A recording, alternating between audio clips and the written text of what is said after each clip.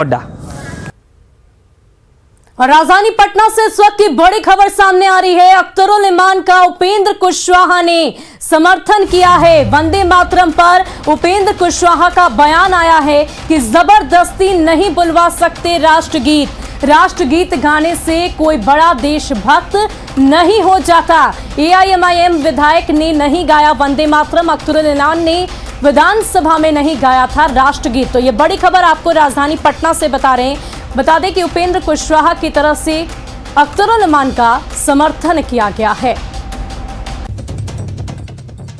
व्यक्ति नहीं बोलना चाहता है तो वाकई जबरदस्ती तो नहीं की जा सकती है उसके साथ। और कोई राष्ट्र गीत गाता है, इसी से बहुत बड़ा देशभक्त है, यह बात भी स्थापित नहीं की जा सकती है। गांव में रहने वाले सब लोग कहाँ, जो पढ़ने लिखने वाले लोग हैं, राष्ट्रगीत राष्ट्रगान उनको याद है। आम लोगों को कहाँ राष्ट्रगीत याद है। राष्ट्रगान एक ज़्यादातर लोगों को मालूम है, लेकिन राष्ट्रगीत के बारे में आप गांव में पूछिए तो लोग नहीं बता पाएंगे कि राष्ट्रगीत क्या है। इसका मतलब जो नहीं बता पाएंगे वो देशभक्त नहीं है क्या? देशभक्ति के लिए गीत गाना जरूरी नहीं है। देशभक्ति के लिए जो ड्यूटी हमारी आपकी है उसको करना जरूरी है।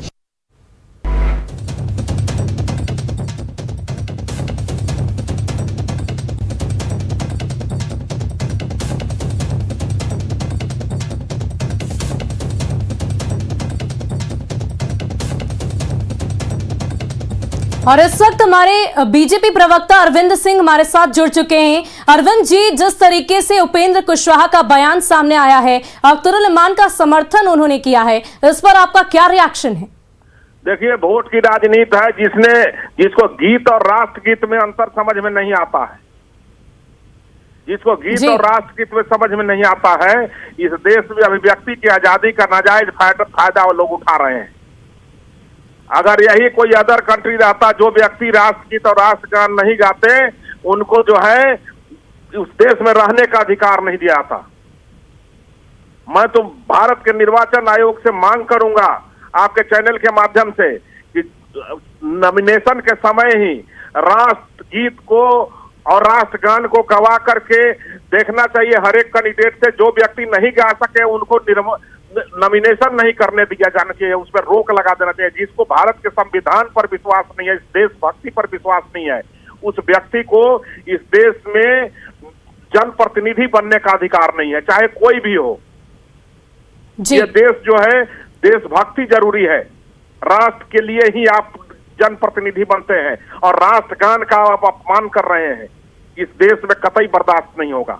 बहुत बहुत शुक्रिया अरविंद जी हमारे साथ जुड़ने के लिए, तमाम जानकारी के लिए। तो जिस तरीके से अख्तरुल इमान ने पहले इस बात की चर्चा की कि राष्ट्रगीत गाना अनिवार्य नहीं, इस बात की बाध्यता कहीं भी नहीं है, संवैधानिक रूप से इसे किसी भी जगह पर लिखा नहीं गया है। और अब इसी बात का समर्थन उपेंद्र कुशवाहा ने कर दिया है और उन्होंने साफ तौर पर कहा कि जबरदस्ती नहीं बुलवा सकते राष्ट्रगीत।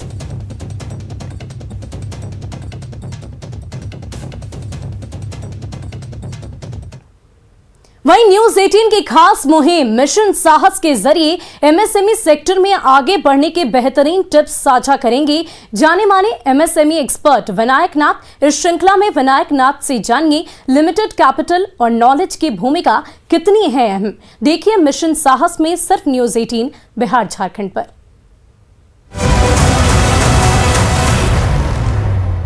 एमएसएमई में बहुतायत देखा गया है कि शुरुआती दिनों में धन का और जानकारी का अभाव होता है। जानकारी जैसे कि टेक्नोलॉजी क्या होगी, प्रिक्योरमेंट कहाँ से करेंगे, गवर्नमेंट की क्या अलग अलग स्कीमें हो सकती हैं हमारे बिजनेस से रिलेटेड इत्यादि, या फिर हम नई मार्केट में किस तरह से एंटर करें कि हमारे बिजनेस को हम स्टैब्लिश कर सकें, इसकी जानकारी।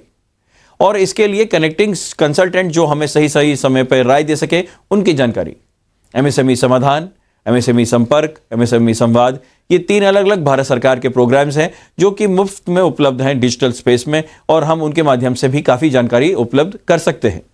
इसके अलावा फिक्की, एसोचैम, सीआईआई, इस तरह के डिफरेंट बिजनेस ऑर्गेनाइजेशंस के साथ भी हम मिलकर काम कर सकते हैं। वहाँ की मेंबरशिप ले सकते हैं, उनके साथ जानकारी ले सकते हैं कि क्या हमारे बिजनेस के लिए सही होगा, क्या हमारे बिजनेस के लिए सही लोग मिलेंगे कहाँ से, और किस तरह के लोगों के साथ कंसल्टिंग हम करें जिससे कि हमारे बिजनेस को सही डायरेक्शन सही समय पर मिलता रहे। इन सब के अलावा भारत सरकार ने 2018 में 59 मिनट्स के अंदर मिलने वाला एक प्रोग्राम स्टार्ट किया था जहां पे हम लोन ले सकते हैं। ये 100% डिजिटल स्पेस से मिल जाता है। इसकी जानकारी भी हम ले सकते हैं, ऑनलाइन भी मिल जाएगी, और सारा फॉर्म पेपर वर्क भरना ऑनलाइन है। तो इससे आसानी ये होगी कि जो बार बार हमें समय समय पे जाकर डॉक्यूमेंट्स कलेक्ट करने होते थे और उनको बार बार बैंक में जमा करना होता था, उससे समय की बचत होती है। हमको हमेशा ये ध्यान रखना चाहिए कि हम जब भी नया बिजनेस स्टार्ट कर रहे हैं तो उसका हम एक DRP यानी डिटेल प्रोजेक्ट रिपोर्ट अपना पेपर पेन पे बना लें और साथ में एक्सेल शीट में इसको इस तरह से रन करें जैसे कि बिजनेस अगर चल रहा होता तो हमें क्या खर्चे आते, किस किस समय पर आते। इनकी जानकारी को एक साथ कलेक्ट करके हमको बिजनेस को ड्राई रन यानी कि पेपर पे रन करके देखना चाहिए कि अगले 6 महीने और 1 साल में क्या क्या खर्चे और क्या क्या चीजें आएंगी, और इसके साथ हम एक सही प्लानिंग के थ्रू बिजनेस में उतर सकते हैं।